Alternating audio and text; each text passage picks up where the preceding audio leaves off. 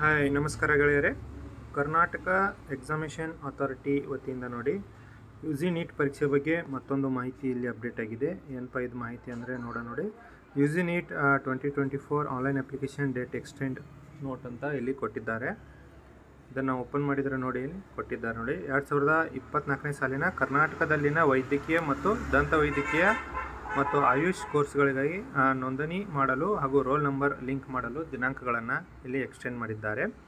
ಅಭ್ಯರ್ಥಿಗಳು ಮತ್ತು ಪೋಷಕರ ಮನವಿ ಮೇರೆಗೆ 2024ನೇ ಸಾಲಿನ ಕರ್ನಾಟಕದಲ್ಲಿನ ವೈದ್ಯಕೀಯ ಮತ್ತು ದಂತವೈದ್ಯಕೀಯ ಮತ್ತು ಆಯುಷ್ ಕೋರ್ಸ್ಗಳಿಗಾಗಿ ಹೊಸದಾಗಿ ನೋಂದಣಿ ಮಾಡಿ ಅರ್ಜಿ ಸಲ್ಲಿಸಿ ಶುಲ್ಕ ಪಾವತಿಸಲು ಮತ್ತು ಈಗಾಗಲೇ UGCET 2024ಕ್ಕೆ ಅರ್ಜಿ ಸಲ್ಲಿಸುವವರಿಗೆ UG ನೀಟ್ 2024ರ ಒಂದು ರೋಲ್ ನಂಬರನ್ನು ನಮೂದಿಸಲು ದಿನಾಂಕ ನೋಡಿ 16/8/2024ರಿಂದ 19/8/2024ರವರೆಗೆ ಮತ್ತೊಂದು ಸರಿ ಇಲ್ಲಿ ಅವಕಾಶವನ್ನು ಕಲ್ಪಿಸಲಾಗಿದೆ.